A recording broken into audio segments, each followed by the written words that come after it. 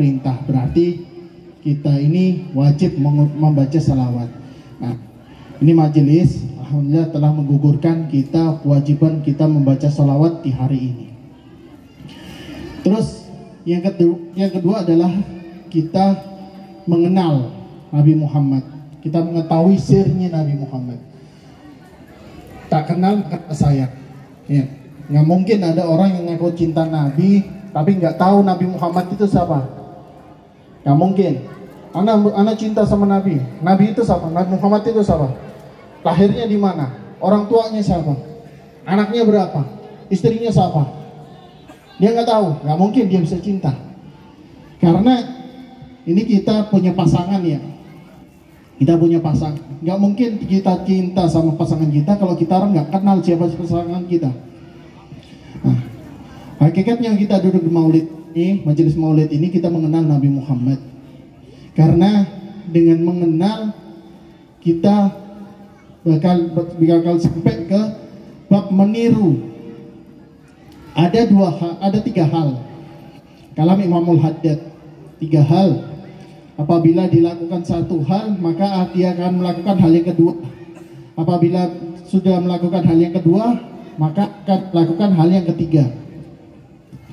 Hal yang pertama ini apa? Memandang. Yang kedua meniru. Yang ketiga apa?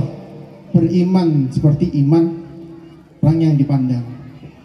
Kita duduknya di majelis maulid, kita mengenal. Memandang sama aja mengenal Nabi Muhammad. Kita meniru. Hal yang kedua, kita pasti bakal meniru. Ada orang yang duduk di majelis maulid,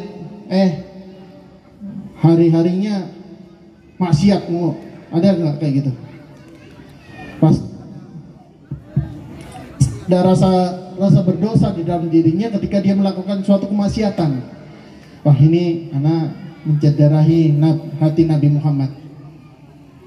Nah, ketika kita sudah meniru, ketika sudah meniru, kita mengenal, habis itu kita meniru gayanya Nabi Muhammad, akhlaknya Nabi Muhammad. Karena anak mau tanya dulu,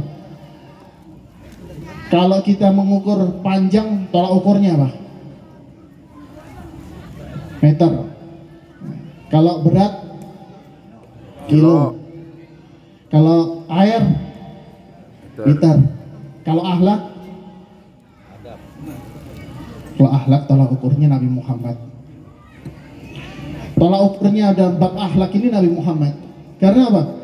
Nabi Muhammad ini Allah utus karena untuk menyempurnakan akhlak. Nabi Muhammad sebelum diutus menjadi Nabi Muhammad sudah berakhlak soleh. Mulai dari bayi sudah jadi panutan. Nabi Muhammad ini mulai dari bayi sudah jadi panutan. Contohnya, waktu disusuin oleh Halimah. Nabi Muhammad waktu disusuin oleh Halimah, Nabi Muhammad selalu memilih susu yang bagian kanan. Dia gak mau ngerebut hak saudara susunya. Soalnya Sayyidatuna Halimah mempunyai anak juga di situ, saudara susunya Nabi. Anak Sayyidatuna Halimah nyusu di sebelah kiri. Nah, suatu saat pernah Sayyidatuna Halimah gak keluar air susunya yang sebelah kanan, dan yang sebelah kiri banjir. Nah, yang sebelah kiri banyak air susunya. Nabi Muhammad gak pernah mau melirik air susu yang sebelah kanan. Gak pernah Nabi Muhammad melirik haknya orang lain. Enggak. Nabi Muhammad selalu nunggu sampai air susu yang sebelah kanan ini keluar lagi. Nah, beda dengan kita orang sekarang nih ya. Kadang-kadang sudah tua masih berebut sama anaknya ini biasanya nih. Bapak-bapak ini.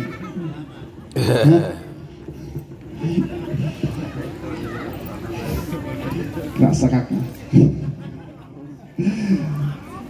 Nabi Muhammad nggak pernah merebut haknya orang lain. Mulai dari kecil dia menjadi panutan, menjadi contoh. Mulai dari bayi menjadi contoh. Ketika kita orang sudah melakukan hal yang kedua, yaitu meniru, kita bakal beriman sesuai iman mereka, iman idola kita. Nah, berbanding kebalik, apabila kita sering memandang orang-orang yang Allah hinakan, sering memandang orang-orang kafir. Ini kemarin Piala Dunia nih ya, segala macam orang kafir kita orang pakai buat zikir ini ya. Messi, Ronaldo. Orang yang nggak pernah sujud sama Allah, kita orang idola-idolakan ya, sampai jadi taruhan apa segala macam, menentukan rezekinya kita orang kafir ini, nggak pernah sujud kepada Allah, kita idolakan. Allah ya'fad masyishar. Apabila kita memandang orang kafir terus niru, rambutnya tiru-tiru gayanya Ronaldo. Musibah lagi kalau seandainya kita setelah meniru, kita meniru imannya. Allah ya'fad masyishar. Maka dari itu kita jaga pandangan kita. Alhamdulillah ini rekaman pengasuh majelis ini mampu mengumpulkan anak-anak muda-muda ini, karena generasi muda ini benar-benar harus diperhatikan benar-benar ini Pak ya. Kita orang keras, kabur, kita orang biarkan sesat, bahaya ini. Karena apa? Kita tinggal berjamaah, ada kemaksiatan di lingkungannya kita kena imbasnya. Allah kalau nurunkan azab bukan 1-2 orang yang kena, tapi jamak yang mabuk di tempat kita. Allah murka, kasih banyak, kitanya juga yang susah nih ya. Allah ya'fad masyishar. Mudah-mudahan ini anak-anak muda-muda ini Allah berikan keistiqomahan. Mudah-mudahan yang tua-tua ini Allah berikan kesabaran dalam membimbing ini generasi muda ini. Mudah-mudahan Allah lapangkan hatinya mereka agar mampu duduk majelis ilmu. Ketika kita sudah mengenal, kita bakal meniru. Kita bakal meniru. Al-Habib Utsman Mufti Betawi mengatakan manfaat maulid adalah ada 3. Yang pertama bersalawat. Yang kedua adalah mengetahui kisahnya Nabi. Terus yang ketiga adalah meniru. Ini orang-orang yang terkenal ini ya, contohnya Habib Husin Luar Batang, para wali-wali. Allah naikkan derajatnya dia karena apa? Mengenal Nabi Muhammad, meniru Nabi Muhammad, meniru dakwahnya Nabi Muhammad. Sempurna sih enggak bisa, enggak ada satupun orang yang bisa sempurna meniru Nabi Muhammad, enggak ada. Sedangkan Uwais Al-Qarani ketika dia bertanya kepada Sayyidina Umar, wahai Umar, ceritakan kepada aku gimana Nabi. Sayyidina Umar ceritakan. Sayyidina Umar ketemu sama Rasulullah, sezaman sama Rasulullah. Sedangkan Uwais Al-Qarani nggak ketemu sama Rasulullah. Ketika dia mendengar kisahnya Rasulullah, Uwais Al-Qarani mengatakan, wahai Umar, bahwa sesungguhnya yang kamu ceritakan ini belum 1%, masih masih gambaran, belum wujudnya Nabi Muhammad yang sesungguhnya. Tidak ada satupun orang yang mampu meniru Rasulullah dengan 100%, nggak ada. Tapi berusaha meniru wajib. Kita orang berwajib berusaha meniru. Contohnya apa? Cara pakaian aja dulu. Kalau akhlak masih kita orang jauh. Akhlak jauh. Pakaian aja dulu, nyarong soleh. Pakai siwak, bawa siwak. Gak tahu cara pakainya, Beb. Udah bawa aja dulu. Bikin jimat. Mas tadi dulu ngajarkan pakai siwak aja dulu, nggak dipakai malu, gak apa-apa, bawa aja dulu, jadiin jimat. Soalnya jin takut sama siwak. Bawa siwak, niat dakwah. Yang cuma rokok dibawa, rokok komplit, hilang bingung. Hah? HP ditenteng.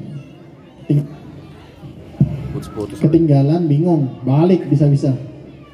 Tapi siwak nggak kenal bahwa sesungguhnya kalau seandainya tidak memberatkan umatku di akhir zaman, maka aku akan mewajibkan pakai siwak. Ada salah satu cerita ini, ada orang soleh cinta siwak, orangnya sudah tua, cinta pakai siwak. Dia sediakan siwak ini ada 4. Dia punya siwak ada 4, 1 di kasur, 1 di kamar mandi, 1 di tempat sholat, 1 di kokonya. Jadinya kalau cuma punya siwak 1 kadang-kadang hilang. Siwak ini paling gampang hilang karena apa? Paling sering jin itu ngumpetin siwak. Siwak juga gampang rusak, berjamur. Karena apa? Diludahin sama jin. Dia nggak suka soalnya orang pakai siwak, bau-bau siwak itu dia nggak suka. Karena lisannya orang yang sering pakai siwak, Allah jaga dari masuknya barang-barang yang Allah nggak pengen. Contohnya ada makanan yang diludah-ludahin jin, itu ketika kita konsumsi itu netral karena kita sering pakai siwak. Ini orang soleh cinta sama siwak. Setiap bangun tidur pasti siwaknya dulu dipakai. Cari siwak pakai. Setelah pakai siwak dia duduk baru baca doa. Wa subhanallah, Allah ambil nyawanya ketika dia tidur. Allah ambil nyawanya ketika dia tidur. Dia seakan-akan kayak mimpi, lihat ada orang mandikan, ada orang ngafanin. Seakan-akan dia mimpi. Wah, nah lagi mimpi mati nih. Padahal kenyataan. Nah, ketika dia sudah masuk liang lahat, dia dibangunkan sama malaikat penjaga kubur. Dibangunkan. Hai, bangun.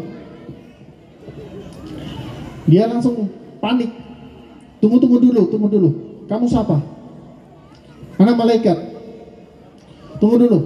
Anak mau cari siwak anak dulu. Dia pikir dia masih bangun tidur ini. Mana siwak anak? Dia panggil anak-anaknya. Ya Husain, ya Abu Bakar.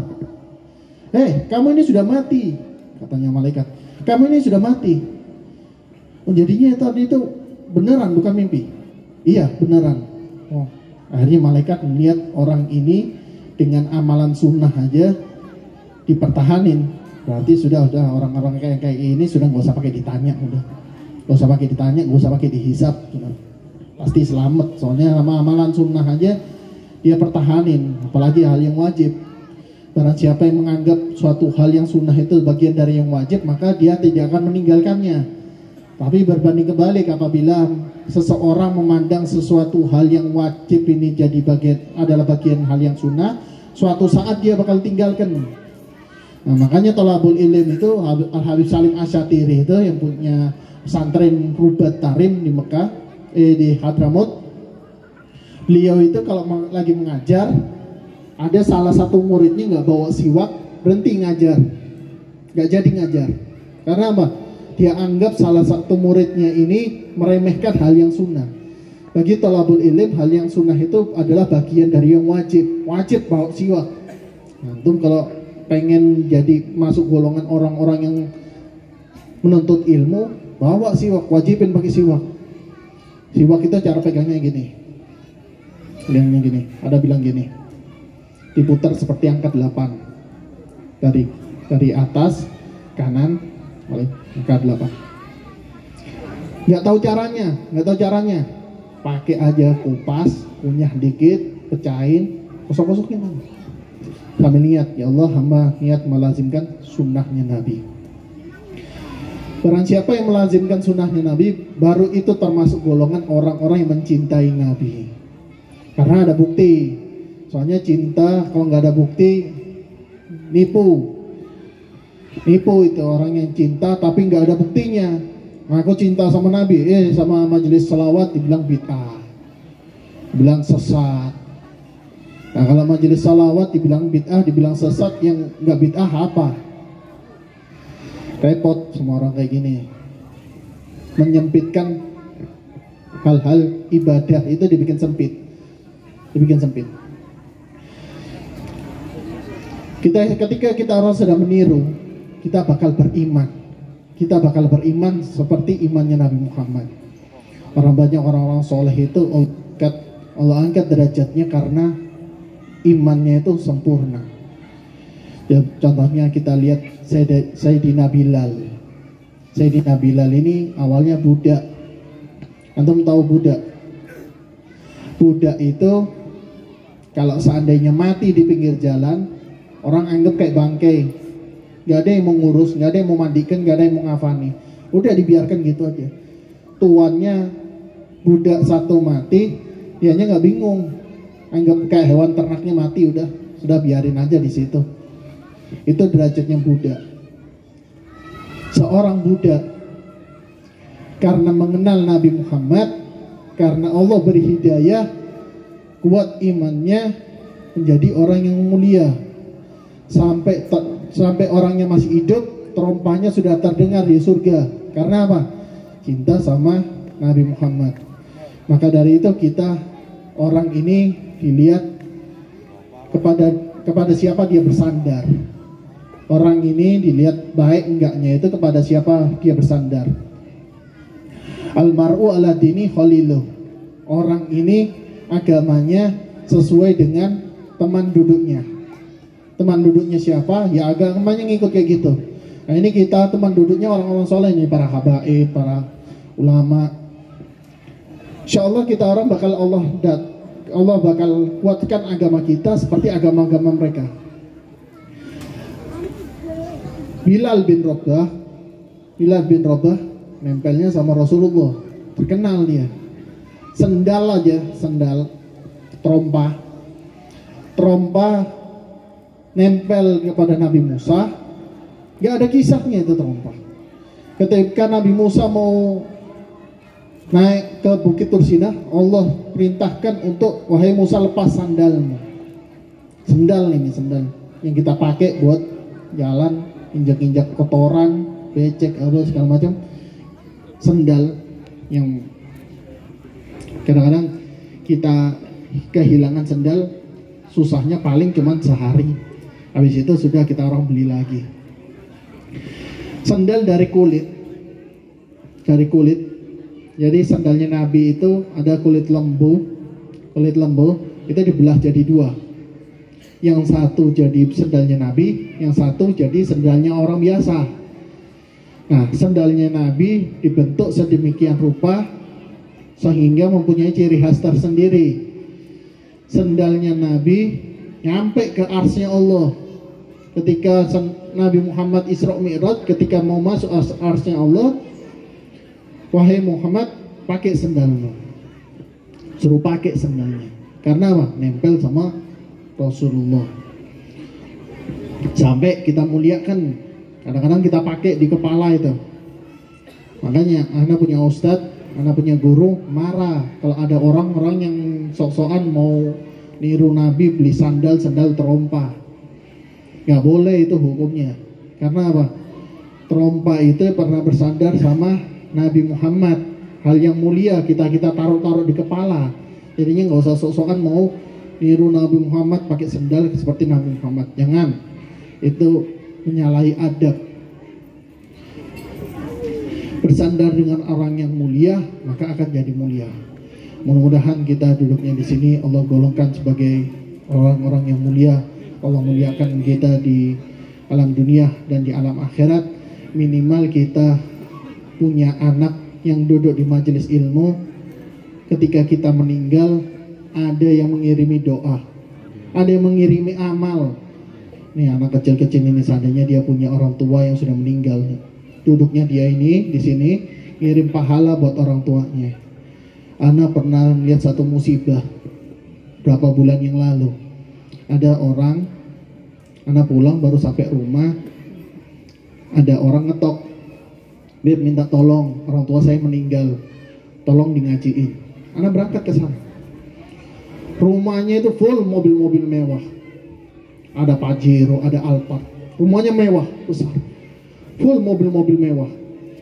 Ana tanya, ini semua siapa? Ini anak-anaknya, cucu-cucunya. HP-nya aja nggak ada, itu HP Cina, Oppo, apa segala macam, nggak ada. iPhone semua. Ini keluarga sukses. Anaknya kaya-kaya. Punya anak 8. Tapi nggak ada yang satupun yang bisa ngajiin orang tua. Musibah apa nggak kayak gitu? Orang kalau sekolah tinggi-tinggi nggak kenal agama, musibah apa enggak? Musibah. Gak ada yang ngirimin doa buat orang tuanya, nyuruh orang lain untuk ngajikan.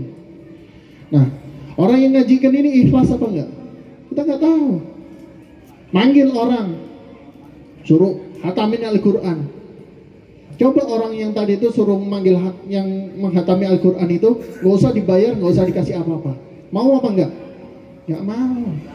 Tandanya dia membaca Al-Quran, menghatamkan Al-Quran, ikhlas apa enggak? Nggak ikhlas. Sedangkan kita punya anak. Maka dari itu kita orang tua ini duduknya bawa anak-anak ke tempat-tempat orang-orang soleh. Karena dulu sama kakek anak itu umur meninggal itu umurnya 96. Udah tua. Anak kalau jalan ke majelisnya Habib Neon, Habib Muhammad bin Husin Al Idrus, itu digandeng sama dia, kenceng gandeng. Sedangkan dia kalau minum airnya itu getar. Dia sudah tua, kalau megang gelas getar. Tapi kalau gandeng cucu kenceng. Sekalinya anak ngelengos sedikit, melihat rumah-rumah, lihat mobil-mobil mewah, lihat rumah-rumah, lihat mobil-mobil mewah, ditaat sama dia. Makanya kalau jalan lihat depan. Anak dulu masih kecil, perasaan anak ini anak kesandung gara-gara ditarik, ini bukan karena melengos. Nggak tahunya maknanya anak itu dilarang lihat kemewahan di jalan. Karena apa? Takut anak ini mandang kemewahan itu sehingga terbesit keinginan untuk memiliki. Antum tahu Habib Ali Al-Habsyi? Ini tadi baca maulid apa? Maulid Habsyi. Barzanji.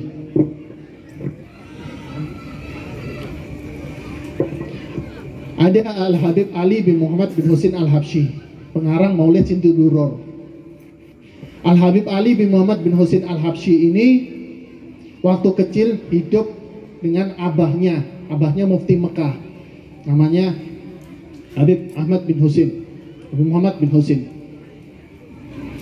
Habib Muhammad ini ketika di Mekah, Habib Ali Al-Habsyi ini dilarang sholat di Masjidil Haram sama abahnya. Habib Ali Al-Habsyi ini dilarang sholat di Masjidil Haram, padahal dia ini tinggal di Mekah. Dia tinggal di Mekah. Kata abahnya, kita masih tinggal di tanah haram. Sholat di rumah bersama abahmu, pahalanya sama-sama sholat di depan Ka'bah. Sama sudah, gak usah kamu sholat di situ. Kaget para aulia di situ. Ya Habib, kenapa antum kok nggak bawa anak-anak antum sholat di Masjidil Haram? Enggak, anak takut anak-anakku ini memandang orang soleh yang di luar jalannya datuk-datukku. Memandang orang soleh yang di luar jalur datuk-datuknya, anaknya dilarang. Memandang orang soleh ini bukan memandang orang maksiat, anaknya dilarang. Dia pengen anaknya ini memandang orang soleh dari jalur kakek-kakeknya dia. Jadi nggak kemasukan pemahaman-pemahaman yang menyesatkan. Ini bab orang soleh ini nggak ngebahas orang maksiat. Sampai dilarang. Itu tarbiyah. Maka dari itu orang tua itu wajib cek itu anaknya itu, HP-nya itu. Siapa yang dipandang, siapa yang dicet, siapa yang diidolakan. Jangan sampai anak-anak kita orang ini mengidolakan orang-orang yang nggak benar, orang-orang kafir. Nah kita juga kayak gitu. Jangan mengucapkan nama-nama orang-orang kafir di depan anak kita.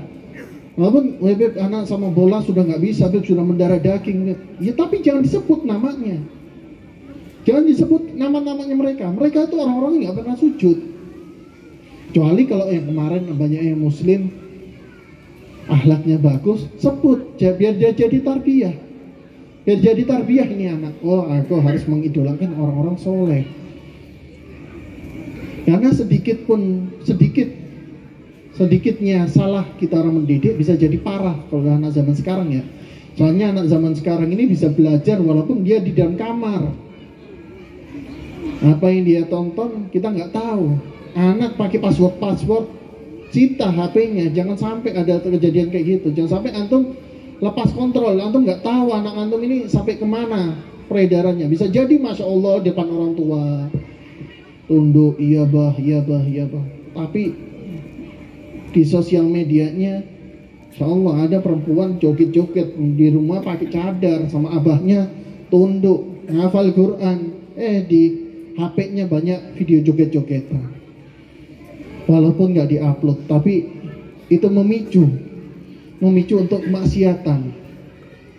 Nah dari itu ini pentingnya kita orang duduk di majelis maulid. Kita nggak bisa didik anak kita. Kita orang kadang-kadang terbatas dengan pendidikan yang kita orang dapat. Kita terbatas. Nah, bawa anak-anak kita orang ke majelis maulid, majelis zikir kayak gini. Bawa.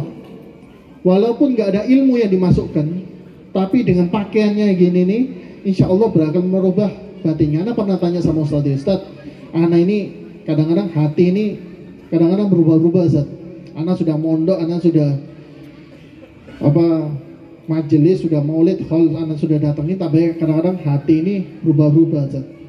Katanya Ustaz apa? Rubah dohir, batin nanti urusannya Allah. Maksudnya gimana, Ustaz? Rubah cara inti pakaian, tiru pakaiannya orang soleh, nanti batin inti bakal dirubah menjadi seperti batinnya orang soleh. Ana pertama nggak nyambung tuh. Ana nggak nyambung maksudnya itu gimana. Tapi Ana praktekkan. Ana keluar main ke rumahnya teman-teman SMA, pakai koko, pakai sarung, pakai peci, dicengin. Minggir, Ustaz. Akhirnya bikin Ana nggak nyaman kumpul sama mereka. Akhirnya bikin Ana nyaman kumpul sama golongan-golongan Ana. Itu salah satu manfaatnya.